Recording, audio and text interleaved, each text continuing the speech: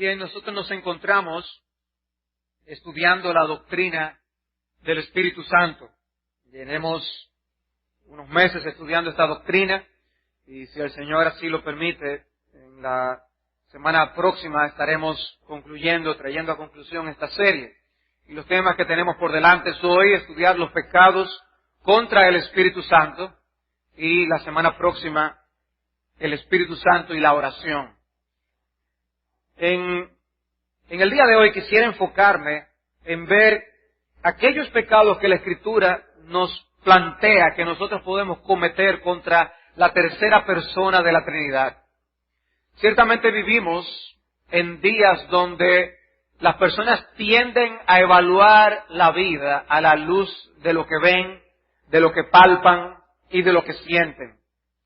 Pero hay más que las cosas que nosotros vemos. Nosotros no debemos vivir por la vista, sino por la fe. Y en ese sentido hay tantas cosas que ocurren en el mundo que lo debemos a Dios o lo debemos a otros seres espirituales como los ángeles. La creación misma nos da testimonio acerca de Dios, todas las cosas buenas que Dios nos ha dado en la creación. Y sin embargo, pueden pasar los días sin nosotros apreciar a Dios por lo que nos da en su creación. Y así en todas las cosas. Y eso mismo ocurre con la tercera persona de la Trinidad. Dependemos tanto del Espíritu Santo. Y sin embargo estamos tan poco conscientes de los pecados que cometemos contra el Espíritu. Debemos cultivar esa sensibilidad de un personaje como José, que al ser tentado por la esposa de Potifar, se dijo a sí mismo, ¿cómo podría yo pecar y hacer cometer ese mal contra el Señor? Debemos nosotros así ver todo lo que le debemos al Espíritu Santo y preguntarnos, ¿cómo yo voy a pecar contra ese Dios que me ha hecho tanto bien? Era David que a pesar de haber pecado gravemente contra su prójimo, sin embargo su conciencia en el Salmo 51 era que él había pecado contra Dios, contra ti solo he pecado. Y veía su horrendo pecado principalmente a la luz de su relación con Dios. Y es en ese sentido que yo quisiera que viéramos nuestros pecados en contra del Espíritu Santo. La Biblia nos plantea que el Espíritu Santo es una persona, ya estudiamos eso. Y como tal, podemos mentir contra el Espíritu Santo, que es la enseñanza que aparece en Hechos capítulo 5, cuando Ananías y Zafira se confabulan para mentir con respecto a la ofrenda que estaban dando a la iglesia. Y el apóstol Pedro les dice, ustedes mintieron contra el Espíritu Santo, y unos versículos más adelante les dice, ustedes no mintieron a los hombres, sino a Dios. O sea que nosotros pecamos contra el Espíritu como persona, y pecamos contra el Espíritu como Dios, cuando cometemos cualquier pecado que ofende la santidad de Dios. Cualquier pecado que es contra Dios es un pecado cometido contra el Espíritu, podemos decir en sentido general. Pero hay ciertos pecados que la Escritura menciona de manera explícita que nosotros podemos cometer contra la tercera persona de la Trinidad, y es en esos pecados que yo quisiera concentrarme en la mañana de hoy. Pecados como la blasfemia contra el Espíritu Santo, pecados como resistir al Espíritu Santo, pecados como apagar el Espíritu y pecados como contristar el Espíritu Santo. Esos 4 pecados de manera explícita se mencionan en las Escrituras. Y comencemos por el más difícil. La blasfemia contra el Espíritu Santo. Busquemos 2 textos con respecto a este pecado. El primero está en Marcos capítulo 3. Marcos capítulo 3, versículos 28 al 30. Dice allí la palabra de Dios, de cierto os digo que todos los pecados serán perdonados a los hijos de los hombres, y las blasfemias cualesquiera que sean. Pero cualquiera que blasfeme contra el Espíritu Santo no tiene jamás perdón, sino que es reo de juicio eterno, porque ellos habían dicho, tiene espíritu inmundo. He aquí una declaración poderosa, contundente, que ha llevado a los hijos de Dios a través de la historia, desde que se escribió este pasaje, a cuestionarse qué es este pecado y si ellos han cometido este pecado. Dice aquí que es un pecado que no tiene jamás perdón. Que no tiene jamás perdón. ¿Qué cosa tan horrenda debe ser esta? Dice que aún se puede perdonar blasfemias cualquiera que sean, pero la blasfemia contra el Espíritu no tiene perdón. Sea cual sea este pecado, es un pecado serio indiscutiblemente. Encontramos una explicación al final del texto, en el versículo 30, porque ellos habían dicho, tiene espíritu inmundo. Hablando de Jesucristo. El decir que Cristo estaba actuando con el poder que estaba manifestando por medio del poder del demonio es blasfemar contra el Espíritu Santo. Luego encontramos en Mateo 12 un texto más amplio acerca de este tema. En Mateo 12, a partir del versículo 22. Allí encontramos el milagro realizado por Cristo y un diálogo más amplio con respecto a esta acusación que estaban lanzando los judíos. Y dice en Mateo 12, 22, entonces fue traído a él un endemoniado, ciego y mudo, y le sanó, de tal manera que el ciego y mudo veía y hablaba. Y toda la gente estaba atónita y decía, ¿será este aquel hijo de David? Mas los fariseos al oírlo decían, este no echa fuera a los demonios, sino por Beelzebú, príncipe de los demonios. Sabiendo Jesús los pensamientos de ellos, les dijo, todo reino dividido contra sí mismo es asolado, y toda ciudad o casa dividida contra sí misma no permanecerá. Y si Satanás echa fuera a Satanás, contra sí mismo está dividido. ¿Cómo pues permanecerá su reino? Y si yo echo fuera a los demonios por Beelzebú, ¿por quién los echan vuestros hijos? Por tanto, ellos serán vuestros jueces. Pero si yo por el Espíritu de Dios echo fuera a los demonios, ciertamente ha llegado a vosotros el reino de Dios. Porque ¿cómo puede alguno entrar en la casa del hombre fuerte y saquear sus bienes si primero no le ata? Y entonces podrá saquear su casa. El que no es conmigo, contra mí es. Y el que conmigo no recoge, desparrama. Por tanto os digo, y aquí la explicación. Todo pecado y blasfemia será perdonado a los hombres, mas la blasfemia contra el Espíritu no le será perdonada. A cualquiera que dijere alguna palabra contra el Hijo del Hombre, le será perdonado. Pero al que hable contra el Espíritu Santo, no le será perdonado, ni en este siglo, ni en el venidero.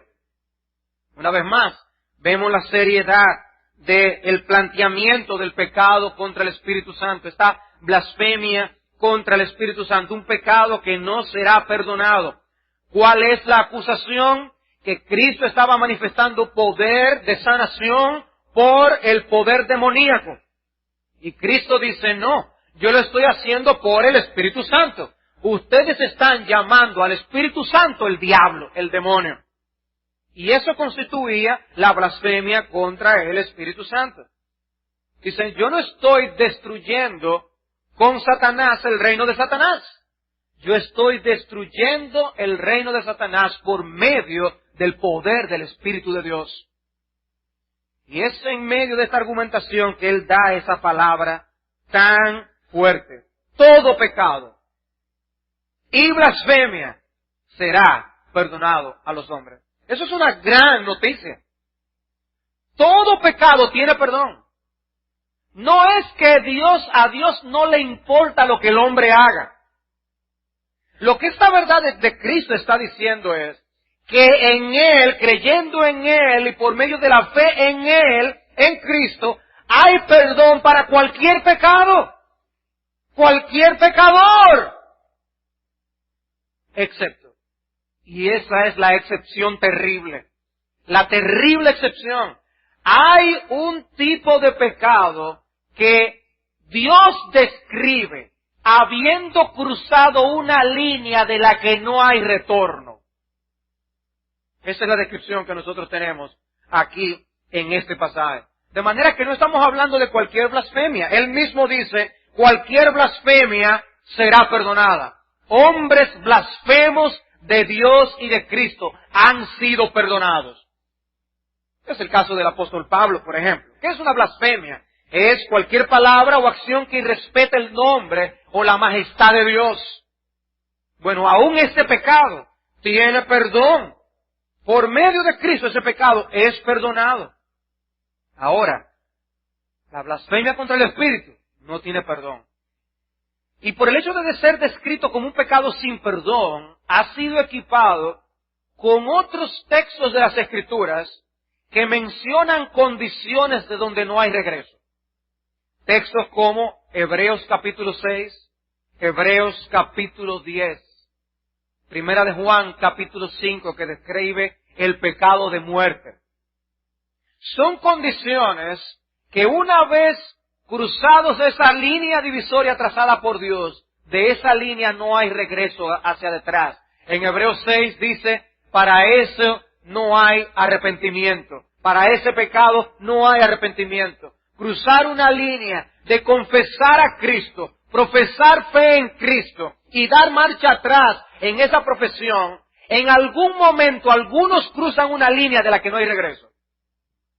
O como dice Hebreos capítulo 10, se llega a pisotear de tal manera el sacrificio de Cristo, la sangre de Cristo, que estas personas son ya reos de muerte. Solamente le espera el que la ira de Dios les consuma al final. O como lo describe Hebreos capítulo 12, que aún Esaú procuró con lágrimas un arrepentimiento que no pudo obtener. Se cruza una línea marcada por Dios. ¿Cuál es esa condición? ¿Quiénes son esas personas? ¿Quién ha cruzado la línea y se puede decir que ha cometido el pecado de muerte, del cual Primera de Juan dice, por esa persona yo no pido ni que se ora? Yo no sé. Esa es la pregunta que siempre me ha dejado sin respuesta. Y que siempre los cristianos se hacen. De alguna manera los cristianos de aquellos días podían tener una idea, porque el apóstol Juan les dice, sobre esa persona yo pido que no se ore. Por alguien que ellos sabían no iban a orar. Ahora, yo personalmente no sé quiénes son. Yo personalmente no he encontrado respuesta al asunto. No es que no siga investigando, pero al momento no lo tengo. Ahora bien, algo para mí que sí es obvio y claro en todos esos pasajes, el de la blasfemia del Espíritu, los casos del libro de Hebreos y el caso de Primera de Juan 5, es una condición de pecado de la que no hay retorno. Tal como Juan Bunyan en El progreso del peregrino describe a este individuo enjaulado de la cual no puede salir. Y por eso ese diálogo entre cristiano y el enjaulado, lamentándose el enjaulado de que él llegó a vivir en una condición tal de la que él no tiene regreso en arrepentimiento.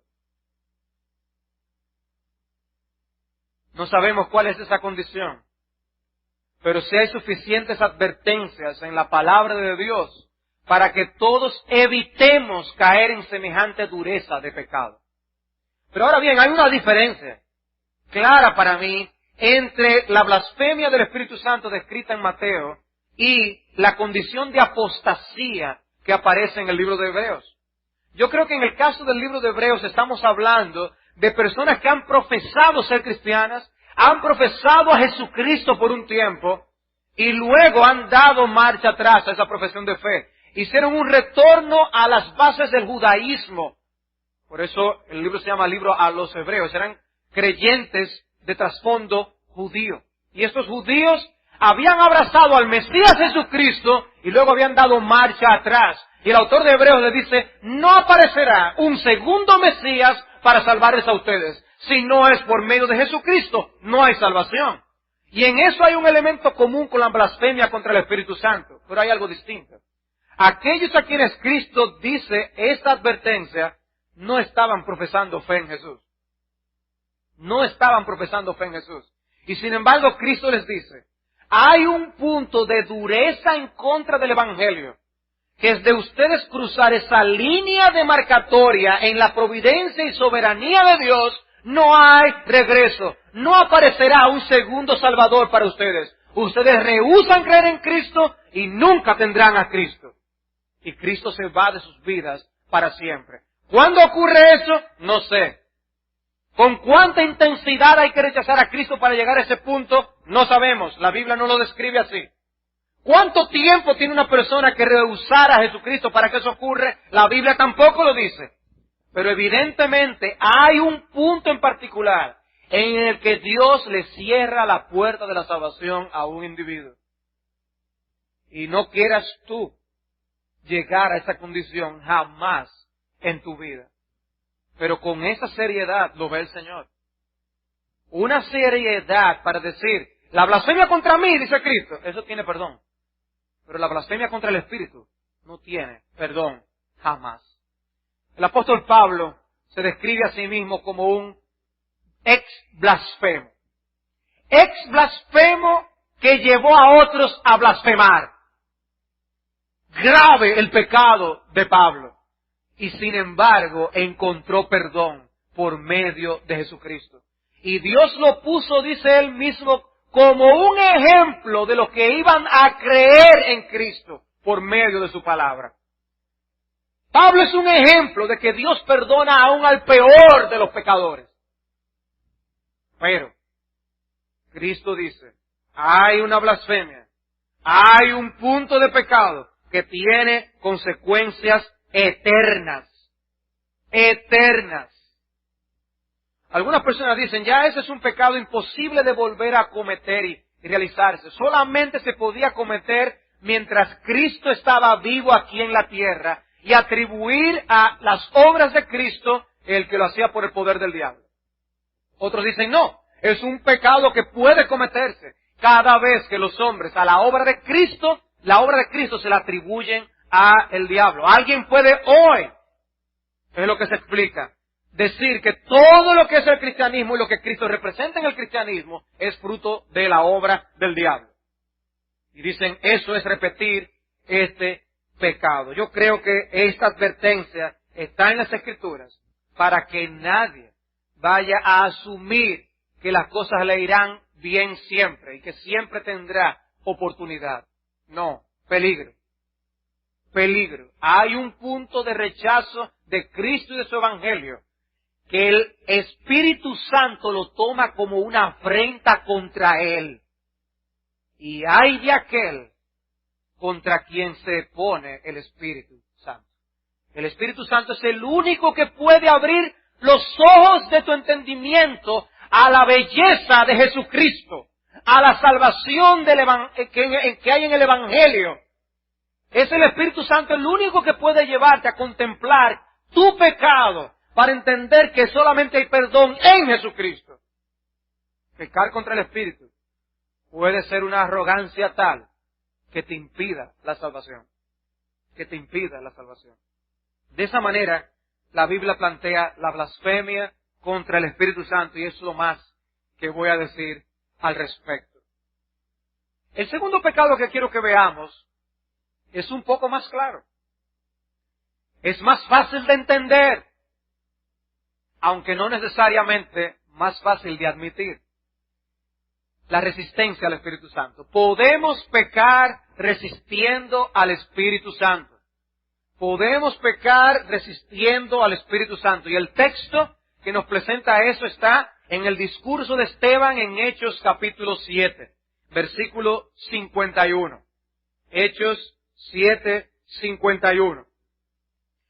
En Hechos 7 nosotros encontramos la defensa de Esteban a la acusación que se le estaba haciendo. Esteban es acusado de hablar en contra de la ley de Moisés, en contra del templo. Y él procede a defenderse y hace un recuento histórico del pueblo de Israel, hasta que llega al punto de aplicación de su mensaje. Y dice en el versículo 51, duros de cerviz e incircuncisos de corazón y de oídos, vosotros resistís siempre al Espíritu Santo, como vuestros padres, así también vosotros.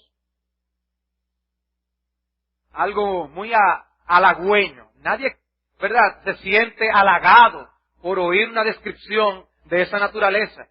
Ahora, lo bueno es ver que en Hechos 7 se dice que Esteban dijo eso, no porque él estaba fuera de control. No era porque él no tenía tacto. Porque dice el texto que él estaba lleno del Espíritu Santo cuando lo dijo. Sin embargo, era lo que debían oír esas personas. ¿Y qué les dijo? Duros de cerviz, incircuncisos de corazón y de oídos. Y a lo mejor una persona oye eso, a lo mejor uno de nuestros niños oye eso. Óyeme, tú sí eres duro de cerviz. Y se preguntará el niño, ¿de qué será que está hablando? ¿Duro de servir? ¿O algo así? No, niños, voy a explicar ahora qué significa eso. Incircuncisos de corazón y de oídos. ¿Una circuncisión en los oídos? ¿De qué se está hablando? Esteban, bueno, el sermón está llegando a un punto crítico. Y este versículo va directamente al corazón de los oyentes. Ellos entendían lo que Esteban estaba diciendo. Él viene trazando en su defensa cómo aquellos que fueron escogidos por Dios para proteger a su pueblo y por el cual Dios se reveló a su pueblo, todos sufrieron oposición de una manera u otra. Y pone, por ejemplo, el caso de José. Dice, José fue vendido por envidia. Lo que Esteban está diciendo, ustedes atacaron a Jesús por envidia y nos atacan ahora los apóstoles por envidia también. Moisés, el profeta ideal que ustedes tanto anuncian, ustedes se opusieron a Moisés, se está diciendo, y lo atacaron también y no prestaron atención. Ustedes ahora nos están tratando igual a nosotros, duros de cerviz, incircuncisos de corazón y de oídos. Duro de cerviz fue la descripción que Dios dio del pueblo de Israel en Éxodo capítulo 33, cuando ellos estaban al pie del monte Sinaí. Dice, qué duro es este pueblo. Bueno, niños, la cerviz, cuando ustedes vean esa palabra cerviz en la Biblia, la cerviz es la parte posterior aquí del cuello. Esa es la parte posterior. Y lo que está diciendo es alguien a quien le da trabajo postrarse.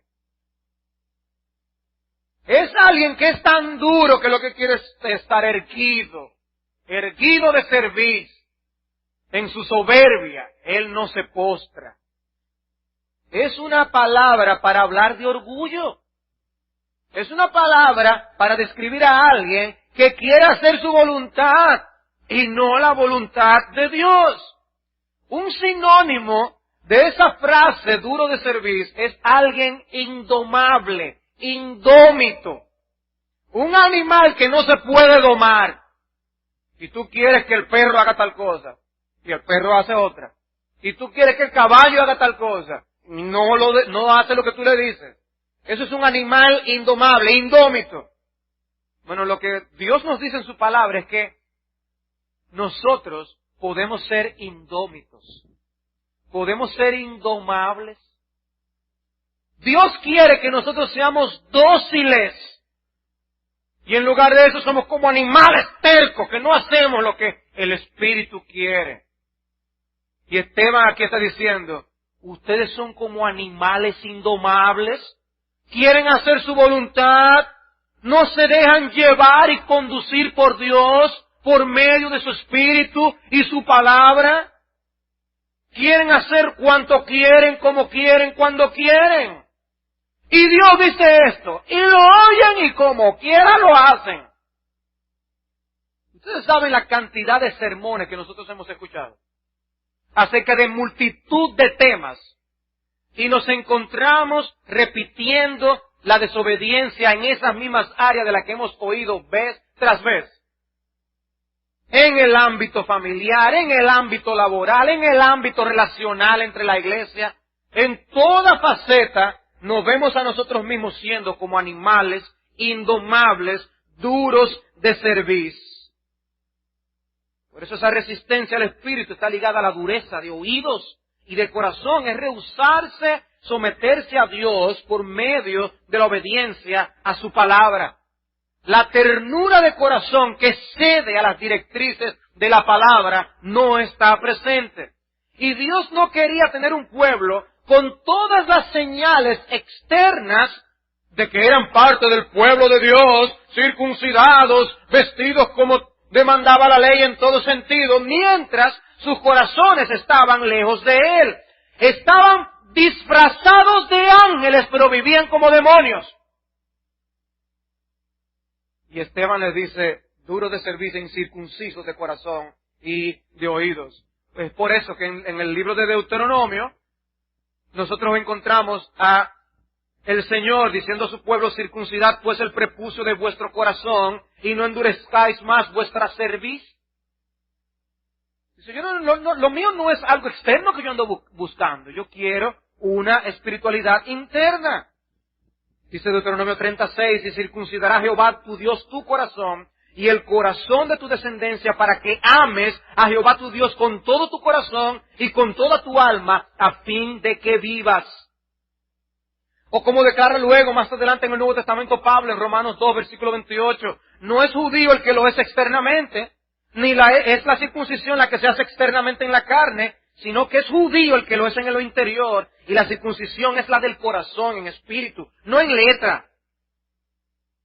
No es decir que tú eres cristiano, no es venir fielmente a todos los cultos, no es tú dar tu diezmo, es realmente tú vivir para Dios, estar consciente para Dios, y no escoger los mandamientos que tú quieres obedecer, como si fuéramos animales indomables. No, hermanos, debemos vencer esa resistencia del corazón que nos impida someternos a la palabra de Dios. Cristo les decía a los fariseos, dan testimonio ustedes contra vosotros mismos de que sois hijos de aquellos que mataron a los profetas. Vosotros también llenad la medida de vuestros padres, serpientes, generación de víboras. ¿Cómo escaparéis de la condenación del infierno? Están repitiendo el mismo pecado de antaño. No recibían la enseñanza de los profetas. Endurecían sus corazones contra los profetas. Lo oían, pero terminaban haciendo lo que ellos querían. Y Esteban les acusa exactamente de lo mismo.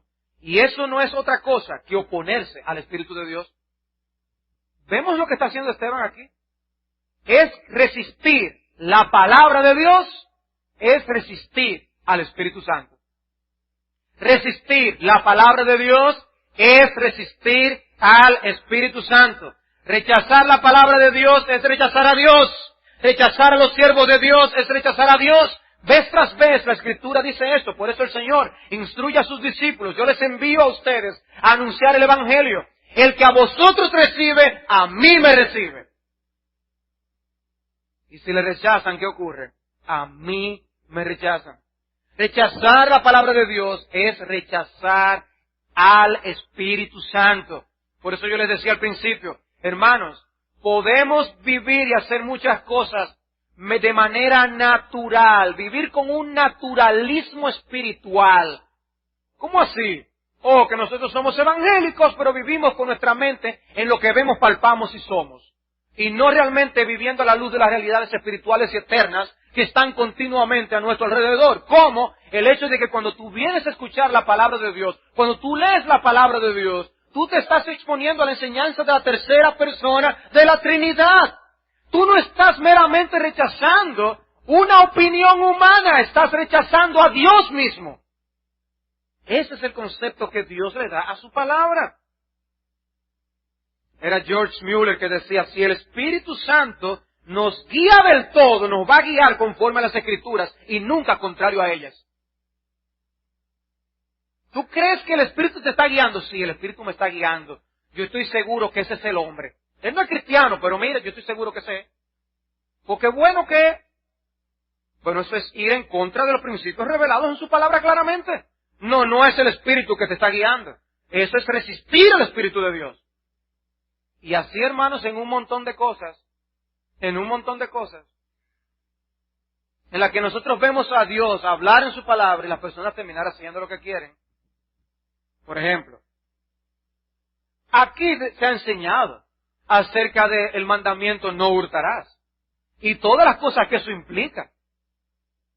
Y cuando usted ve a las personas que están defendiendo los productores de películas, y no es que yo vaya a hacer un movimiento en defensa de los productores de películas dominicanas, pero que ustedes ven que ellos defienden y dicen, se está pirateando, aquí no hacen nada contra el pirateo.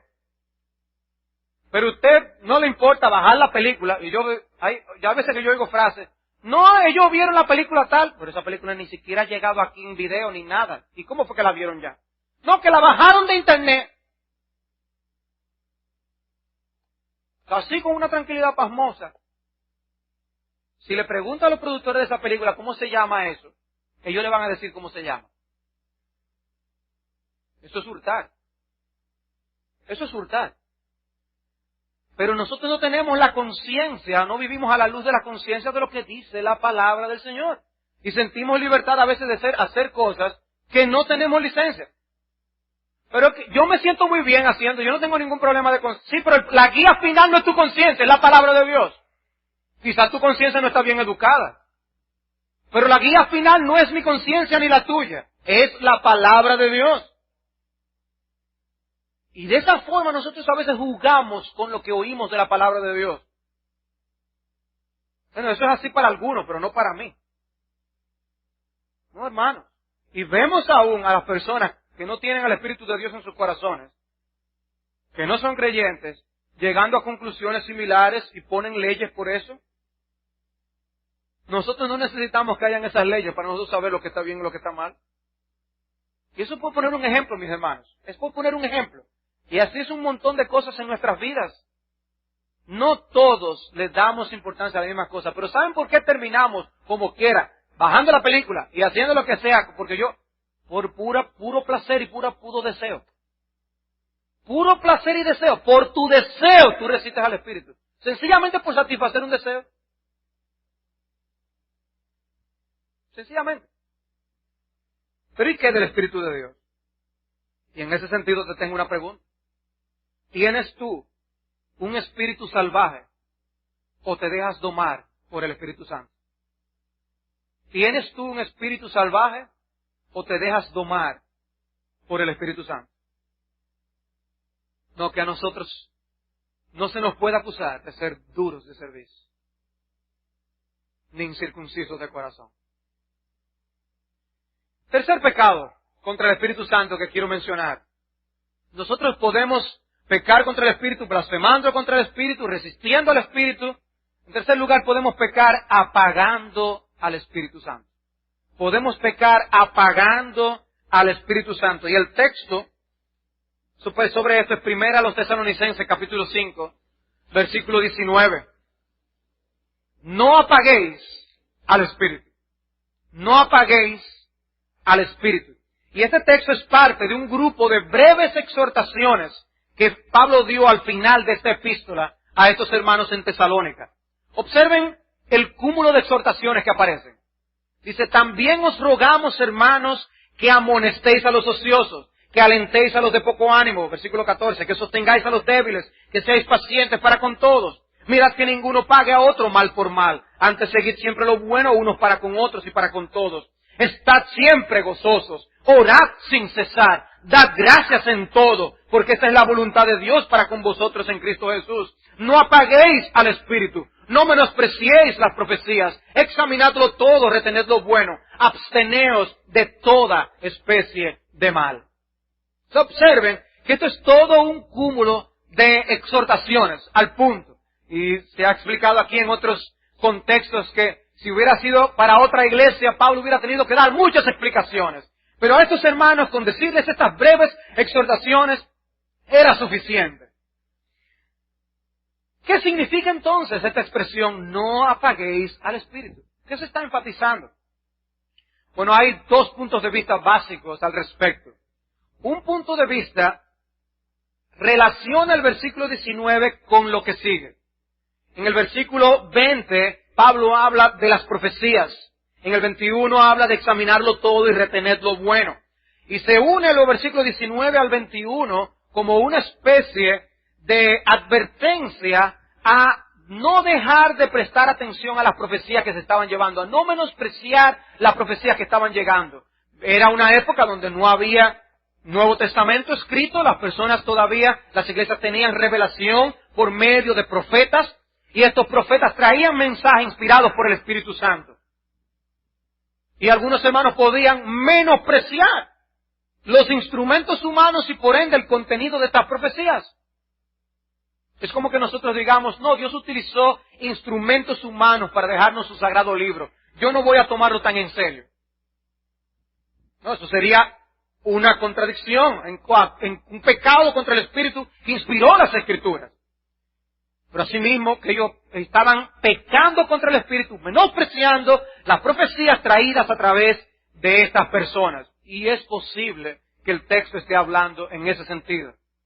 La otra posibilidad es que el versículo 19 sea una exhortación aislada, como lo son en tantas de estas exhortaciones que aparecen en esta sección. Estad siempre gozosos, punto. Dad gracias en todo. No apaguéis al Espíritu. Sin dar explicación de qué significa eso. Eso es una posibilidad también. De manera que yo voy a incluir las dos cosas. En un sentido, lo de apagar las profecías, de apagar la manifestación del Espíritu en la profecía, se refiere a la resistencia de lo que hablamos anteriormente. Es de alguna manera yo menospreciar lo que Dios me ha revelado y me ha dado. Si es eso, hemos incluido algo y podremos añadir algo más. Si es lo otro, tenemos que irnos a un contexto todavía mucho más amplio. Mucho más amplio. Algo sí es claro. Y es que el Espíritu es comparado con un fuego. El Espíritu es comparado con un fuego. Por eso dicen, no apaguéis al Espíritu. Y a final de cuentas, no podemos nunca apagar al Espíritu. El Espíritu, Dios Todopoderoso, no puede ser apagado. Él siempre es el mismo. De lo que está hablando Pablo es la manifestación del Espíritu. El poder del Espíritu manifestado en una iglesia local. No apaguemos la manifestación del Espíritu. Podía ser que estos creyentes estuvieran viviendo una experiencia contraria a lo que estaban viviendo los corintios. Los corintios estaban haciendo un énfasis desmedido en los dones milagrosos. Y los tesalonicenses estaban haciendo un énfasis desmedido por el otro lado. Quizás los líderes en Tesalónica estaban siendo cuidadosos y los hermanos tendiendo a ser cuidadosos, de no estar creyendo a toda manifestación que se decía era del Espíritu. Y les dices, examínenlo, chequeen si es el verdadero profeta quien está hablando. Pero no apaguen al Espíritu. Y puede estar hablando de esto. Pero puede ser que no solamente se refiera a la profecía, sino a cualquier manifestación en sentido general del Espíritu. Incluyendo la santificación. Incluyendo la santificación. Es interesante que en el capítulo 4 de Primera a los Tesalonicenses hay una expresión similar.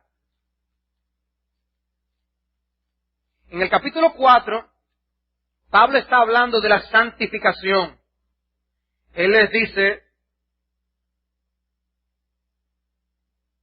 versículo 3, la voluntad de Dios es vuestra santificación, que os apartéis de fornicación, que cada uno de vosotros sepa tener su propia esposa en santidad y honor, no en pasión, en deseo de concupiscencia, como los gentiles que no conocen a Dios. Sino, dice, que ninguno agravie ni engañe en nada a su hermano, porque el Señor es vengador de todo esto, como ya os hemos dicho y testificado. Pues no nos ha llamado Dios a inmundicia, sino a santificación. Así que, el que desecha esto, esta exhortación a la santificación, no desecha a hombre, sino a Dios, que también nos dio su Espíritu Santo.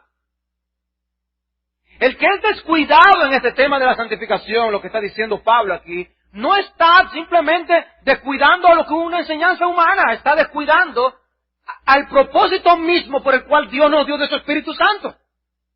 Una de las cosas que hemos estudiado a lo largo de esta serie son las obras del Espíritu. Y parte de la obra del Espíritu en nuestras vidas es santificarnos, apartarnos para Dios, usarnos para su gloria.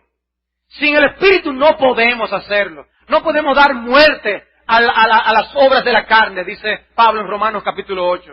Sin el Espíritu estamos fritos. Bien, entonces está diciendo Pablo aquí. Entonces, si ustedes desechan esta enseñanza, esta exhortación a la santificación, están desechando al Espíritu. Y puede ser que está Pablo haciendo referencia a algo como eso también en Tesalónica 5:19.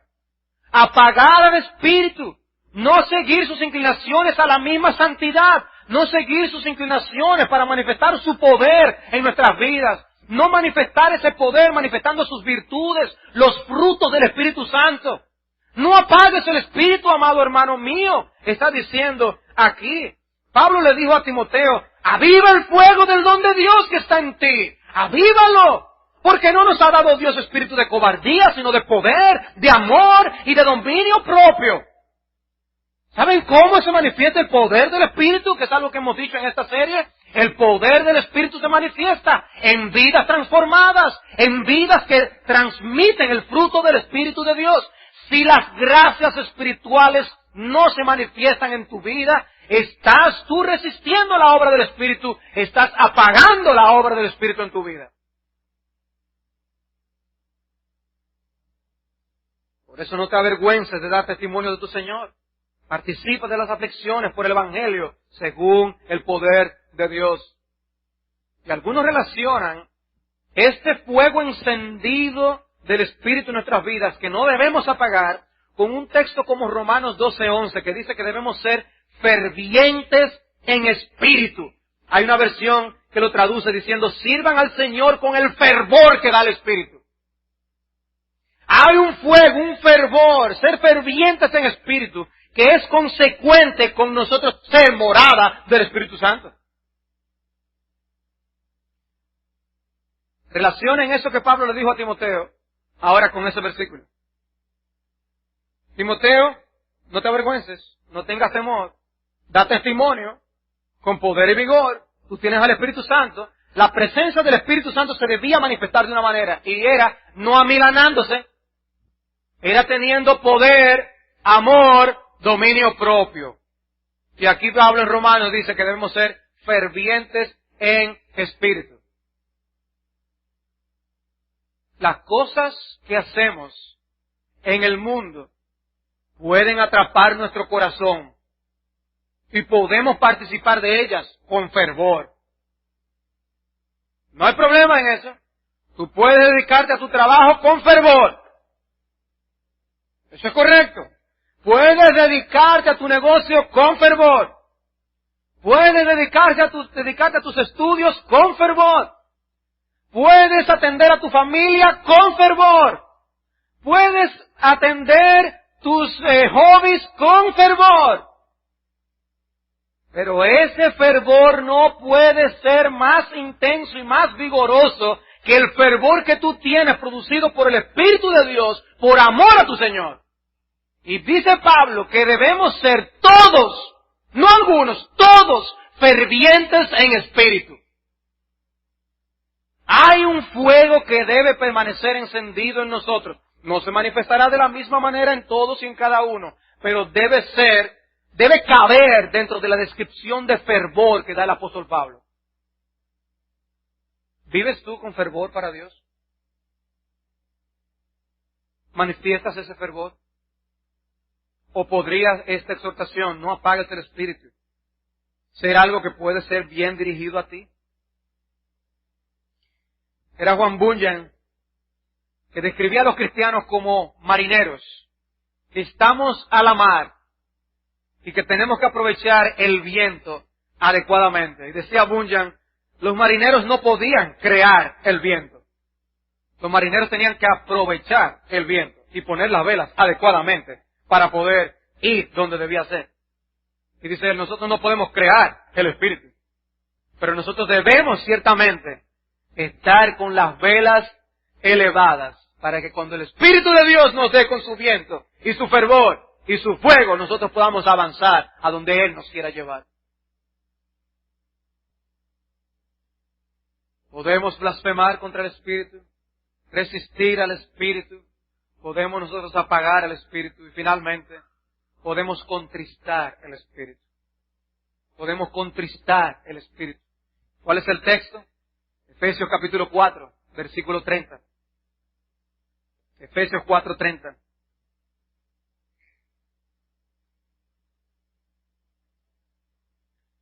y no contristéis al Espíritu Santo de Dios, con el cual fuisteis sellados para el día de la redención. Y no contristéis al Espíritu Santo de Dios, con el cual fuisteis sellados para el día de la redención. Observen una vez más que para mover a esta iglesia a la santidad, Pablo está llevando a los cristianos a ser conscientes de la presencia y realidad del Espíritu. Él les ha dado argumentos, muchos en la epístola, pero uno para moverles a ellos a la santidad es que estén conscientes del Espíritu Santo. Hay una buena razón para ser santos, está diciendo Pablo. Podemos contristar al Espíritu. Y para eso tenemos que estar conscientes de su presencia. No es meramente yo hacer o dejar de hacer algo para no ofender a otro. Yo debo estar consciente de lo que hago y dejo de hacer para no ofender y entristecer al Espíritu Santo. Esa razón debe ser más poderosa aún. ¿Y por qué? Dice, porque fuisteis sellados con el Espíritu Santo de la promesa.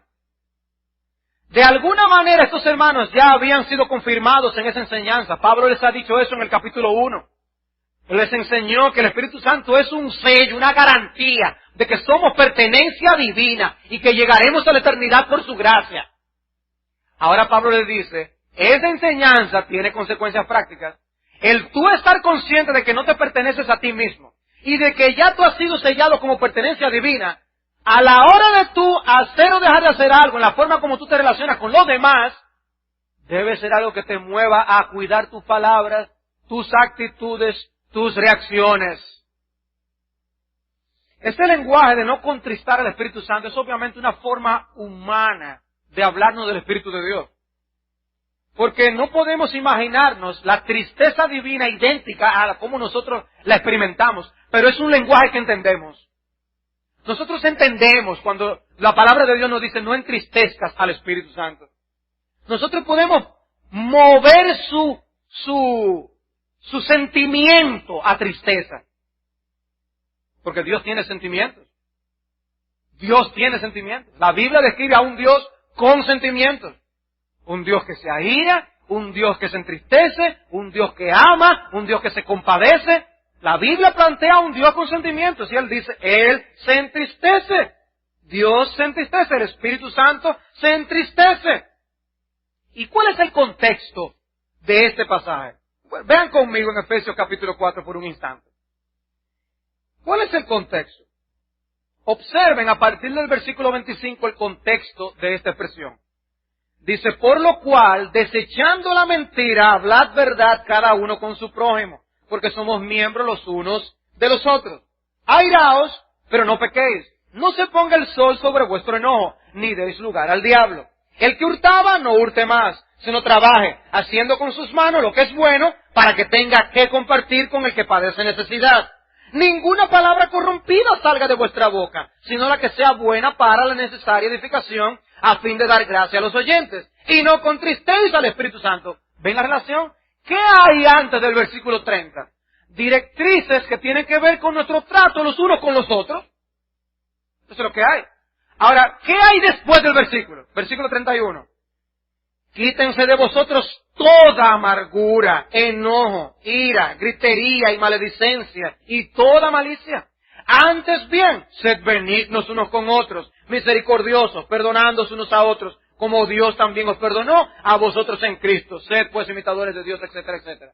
Antes y después de esta exhortación, lo que tenemos son directrices en nuestra mutua relación. Lo que nos va a mover a tratar a los demás adecuadamente va a ser nuestra conciencia del Espíritu Santo. Observen que hay más que un mero amor los unos por los otros como motivación para hacer lo que tenemos que hacer. Dios menciona aquí entidades espirituales que tienen que ver con lo que pasa en nuestras interrelaciones personales. Por eso en el versículo 27 él dice, ni deis lugar al diablo. Lo que Pablo está diciendo es, muchas de las cosas que ocurren en nuestras interrelaciones personales ocurren porque no estamos conscientes de cómo le hemos abierto las puertas al diablo para que meta la cuchareta. Por eso dice, no le den lugar al diablo. En esto de las interrelaciones personales, no es nada más el hermano tal ni la hermana fulana. No es que él lee el carácter del otro y la boca de aquella. Es que el diablo sabe utilizarnos. Y por eso él dice, debemos estar conscientes. Cuídense mucho. Hay presencia demoníaca que nos lleva a actuar unos en contra de otros. Eso por un lado. ¿Ven? Una realidad espiritual para enseñar este punto. Y por el otro lado nos dice, no contristeja al Espíritu Santo. El diablo utilizándonos para producir pecado entre la iglesia. Y dice, y el Espíritu Santo por el otro lado, moviéndonos por su Espíritu a seguir sus inclinaciones hacia la santidad. Que incluye el amor, el dominio propio, la bondad, la misericordia, la paciencia, etcétera, etcétera, que es el fruto del Espíritu. Por eso la Biblia describe que en nosotros hay una lucha. Los deseos de la carne contra los deseos del Espíritu. Hermanos, qué motivación para vivir entre nosotros como debemos vivir. ¿Qué? Que el Espíritu se puede contristar. Porque Él no nos rescató ni nos salvó para que nosotros demos rienda suelta a nuestros pecados, pasiones y deseos entre unos con otros. Nos salvó y nos rescató para otra cosa. Y cuando no honramos el propósito de su existencia en nuestras vidas y que somos templo del Espíritu Santo, Él se entristece. Él se entristece. Y por eso viene la idea a mi mente de, si nosotros pudiéramos ver el rostro triste del Espíritu por algunas de las cosas que nosotros hacemos. Si nosotros pudiéramos verlo. Pero ¿saben qué? No siempre estamos conscientes, pero muchas veces Él nos hace conscientes de que Él no está contento con nosotros. No siempre estamos conscientes, pero muchas veces Él sí nos hace conscientes de que Él no está contento con nosotros.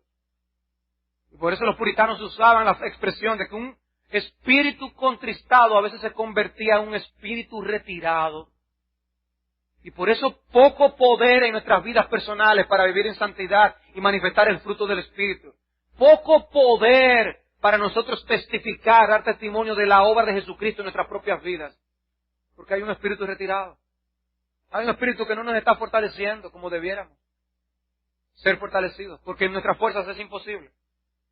En nuestras fuerzas es imposible. Y pecando contra el espíritu, no es verdad que nosotros lo vamos a lograr. Dice Isaías 63:10, ellos fueron rebeldes e hicieron enojar su Santo Espíritu, por lo cual se les volvió enemigo y Él mismo peleó contra ellos. El Espíritu Santo, que era su amigo y ayudador, dice, se tornó en contra de ellos. Hicieron enojar su Santo Espíritu. Y otro texto que cabe la pena mencionar en este punto es Santiago capítulo 4, versículos 4 y 5. Almas adúlteras, ¿no sabéis que la amistad con el mundo es enemistad contra Dios? ¿O pensáis que la Escritura dice en vano, el Espíritu que Él ha hecho morar en nosotros nos anhela celosamente? Ese texto está diciendo que el Espíritu Santo tiene celos del amor que a veces manifestamos al mundo. Y contristamos al Espíritu Santo. Hay una competencia entre el amor que le debemos a Dios y el amor que le damos al mundo. Y dice, y Él nos anhela celosamente. No nos hagamos amigos del mundo. Eso apaga el Espíritu, rechaza el Espíritu en nuestras vidas. Y eso trae consecuencias sobre nuestras vidas espirituales. Dice Isaías 7:13, dijo entonces Isaías, oíd ahora, casa de David, os es poco el ser molestos a los hombres, sino que también lo seáis a mi Dios. Dice, no solamente vamos a ser molestos a los hombres, vamos a ser molestos para Dios también. En conclusión, hermanos, observa el argumento que da Pablo. ¿Por qué no contristar al Espíritu? Con Él fuiste sellados para el día de redención. Medita en todo lo que hemos visto hasta ahora en esta serie que ha hecho el Espíritu Santo por ti. Si quieres, vuelve a escuchar el sermón que dimos, repasando lo que habíamos visto hasta ahora en esta serie. para tener una idea de todo lo que ha hecho por ti el Espíritu Santo. Y es correcto que nosotros, por complacer nuestros deseos, entristezcamos al Espíritu de Dios. Y tengamos en poco, no, yo lo hago, a mí no me importa esto, ya sé, ajá.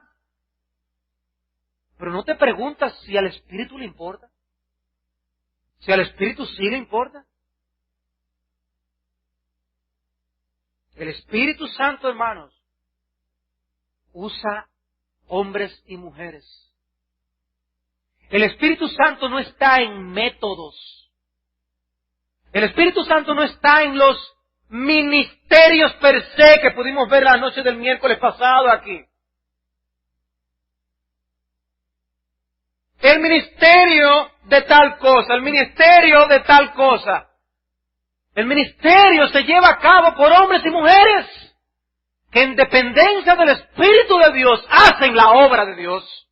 Y si contristamos el Espíritu de Dios, Dios retira su bendición de esos ministerios.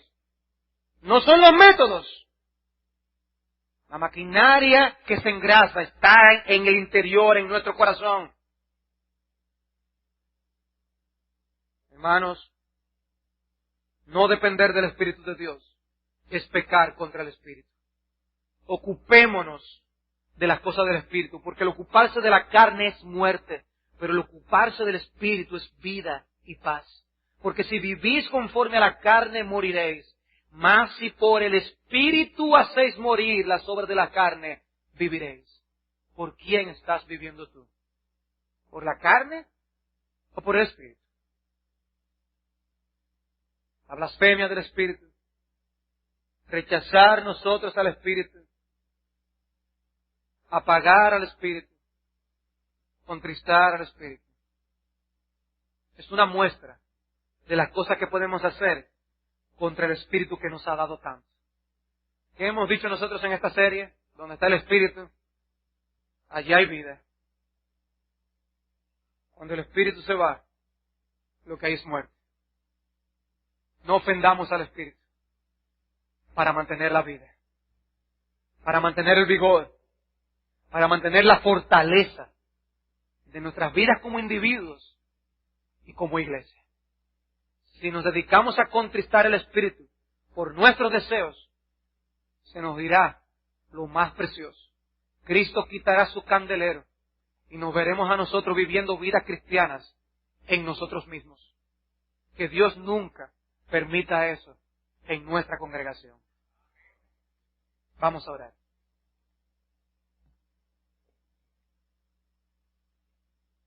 Padre, queremos darte gracias por las advertencias que tú nos das en tu palabra. Ayúdenos para cuidarnos debidamente.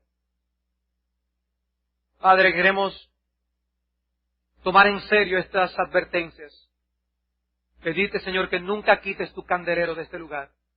Rogarte, Señor, que nos permita vivir en sensibilidad. Padre, que la iglesia no está para nosotros satisfacer nuestros deseos. Que la iglesia es para hacer la voluntad de la cabeza que es Jesucristo. Ayúdenos a vivir en dependencia de tu Espíritu, alegrando tu Espíritu, recibiendo la verdad de tu Espíritu, manteniendo encendida la llama del Espíritu. Oh bendito Dios, te alabamos. ¿Cuántas cosas se las debemos al Espíritu Santo? Te alabamos y te bendecimos. Y nosotros te decimos, ayúdanos a ocuparnos de las cosas del Espíritu y a sembrar para la eternidad. Ese es nuestro ruego en el nombre de aquel que nos prometió y nos envió el Consolador, nuestro Señor Jesucristo. Amén.